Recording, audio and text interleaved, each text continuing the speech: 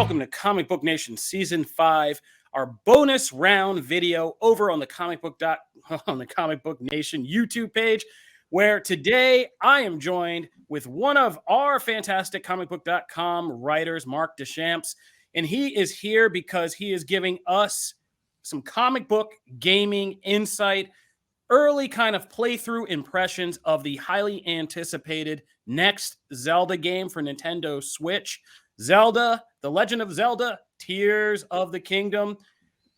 This is the sequel to what I call and start beef in comic book all the time as the controversial Zelda Breath of the Wild, which was the big Zelda Switch game and changed a lot of the dynamics of the Zelda game in ways that a lot of fans embraced. Being a kid who got his first Zelda game in '86 and is one of those guys who thinks that Super Nintendo Zelda was the greatest thing and Game Boy Zelda were the greatest things ever. I was a hater of this game. So I was really curious, Mark, to kind of sit down with you. They didn't let me put up my little table with a change my mind signed and my in it. But I was interested to hear your impressions of Tears of the Kingdom and how it kind of compares to its predecessor. And are we seeing something different, kind of the same, more of an improvement? So take it away. What did you think? First, give us some context. What have you experienced with the game? So we didn't get to dive into story or anything. We got to dive midway through the game so we could kind of get a glimpse at Link's new abilities and basically how they'll work with both fighting enemies and, kind of traversing Hyrule. And what did you think? Were you a fan of the previous game? Yeah, I was a big fan of Breath of the Wild. I wouldn't call it my favorite Zelda. That honor belongs to Wind Waker. I'm a big Wind Waker guy. Okay. But I walked away really, really impressed. One of my big concerns going in was that it was going to feel more like DLC for Breath of the Wild than a full-on new game. And I walked away going, okay, no, it's not. The new mechanics really kind of give it its own personality. It still very much feels like Breath of the Wild. It still looks like Breath of the Wild. There's still elements from the previous game that are going to make it feel like if you love Breath of the Wild, you're gonna be all in on this. Now, you not being a fan, I don't know if it's gonna sell you, but I walked away really blown away by how much it built on the previous ideas. Now, I've read and kind of seen some things because I think one of the big changes that frustrated me in some ways, and this is funny because we, in our regular show, we just did this week a whole segment about Star Wars Jedi Survivor. And two things that I think the previous games for both of these franchises, Jedi Fallen Order and Breath of the Wild, had in common was the more open world kind of approach to it, letting players kind of choose how they progress through the game, more so on their own inclination. But at the same time, I felt like for me, as maybe just a old gamer, was that kind of created the existential crisis of kind of getting lost in the game, getting confused about my objectives, not knowing where to go and how I could get there.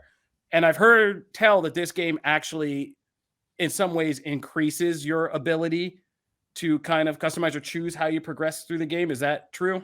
Yeah, absolutely. So that was one thing that was really cool about, our session. We got invited to a session with Nintendo, and I would progress in the game.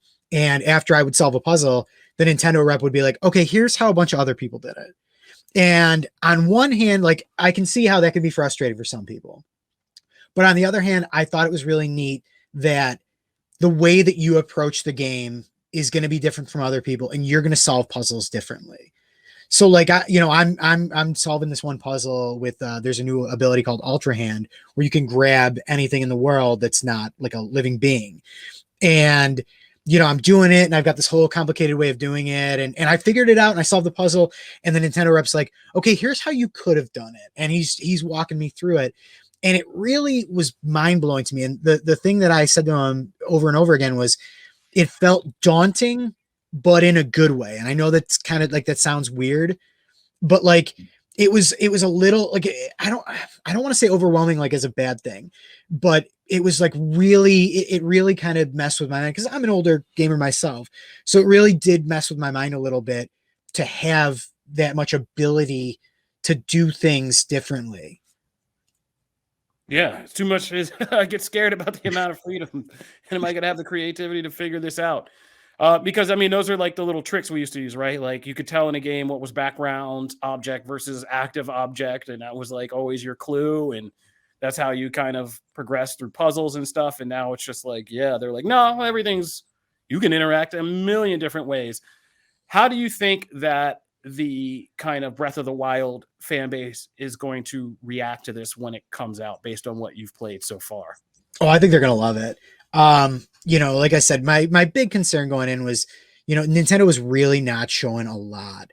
And Nintendo likes to play their cards close to their chest. They always have. That's their MO as a company. And I was getting a little worried. I'm like, okay, is this just gonna be more of the same?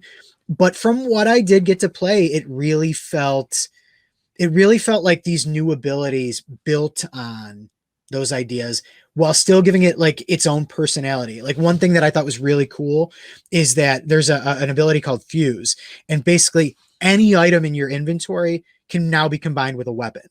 So like if you draw like your bow, you can go into like your inventory and pull anything out and attach it to your arrow, and it'll change what the arrow does. So like there's like if you take the Keese eyeball, which was in the first game, now if you attach it to an arrow, that eyeball helps it hone in on the enemy. So like, if you're behind a rock structure and there's an enemy that's like attacking you behind it, you fire and the arrow goes around and hits him. And like that's another part of the experimentation is, sometimes these items will just do a little tiny thing, like it might make the arrow a little stronger or make the sword a little stronger or whatever, but then some others will give them new properties, and just messing around with that is part of the fun. I'm clobbering bokoblins with a sword with a piece of meat attached. Like it's silly, but I can see how much people are going to like love uploading videos of ridiculous things they're going to find out that they can do. Yeah, that was going to be kind of my follow up. Is it seems like there's already going to be a lot of this game that is conscious about modern gaming and the power of gifs and clips and memes and things that people love to watch, and just like you say, crazy playthrough videos where people are doing like insanely wild stuff, no pun, with what they can do with this fully interactive environment. The trailer that we are kind of replaying here for people who are watching this video shows that kind of hints. Is it just gonna be Link as an active protagonist, or will we get to see Zelda kind of suit up and kind of do something here? That's a big question. Like I said, they're really keeping a tight lid on spoilers with anything with story, any extra playable characters. I mean, like I said, we got thrown right in the middle. Link already had a bunch of abilities, a ton of items, a ton of hearts. So I have no idea how this game starts. We spent a solid, like the whole event was about 2 hours. We probably got to play the game about 70 minutes. And I know nothing about the game's narrative. I know nothing about any extra playable characters. So like while I got to get a really good feel for how it's going to play, there's so many secrets about this game, and I'm really excited to find out, what happens from here. And final question: how does it look and sound? It looks and sounds really, really good for a Switch game. I'm a big Switch fan. I'm a big Nintendo guy, but at this point, the system's been out for over 6 years now. It still looks very much like Breath of the Wild, but you can see that they're pushing the Switch. There were no performance issues, in our demo. Like there's nothing too bad that stuck out. It's not gonna stand up against the biggest and best Xbox Series X or PS5 games, but I mean, it's still doing pretty good. It still looks good. It still looks like Breath of the Wild, but advanced a little bit. All right, so gamers should have this on their summer buy list.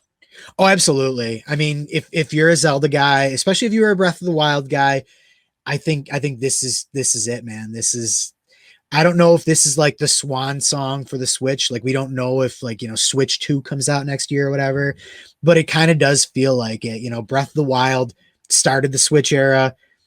I don't know if Tears of the Kingdom ends it, but it kind of feels like an appropriate way to do so. And I mean, if you're into Breath of the Wild, man, if this is your game right here. All right, Mark, thank you for hopping on and letting us know about your first playthrough impressions of The Legend of Zelda, Tears of the Kingdom. What's the release date on that? It comes out May 12th, so 2 weeks from today. Okay, 2 weeks from when this video is going up. So that's 2 weeks you guys have to soak this all in before you can hop on over to comicbook.com gaming and find all the breakdowns, the secrets, the playthrough stuff, all the lore that you need to know about, which will be posted when we get closer to release date. So Mark Deschamps, thank you for joining us here at Comic Book Nation bonus round again and letting us know your playthrough impressions of Legend of Zelda Tears of the Kingdom. And yeah, check us out on Comic Book Nation regularly every week on your favorite podcast platforms and your favorite streaming platforms, including the Comic Book Nation YouTube channel. See you guys out there. Peace. Always great to be here, Kofi.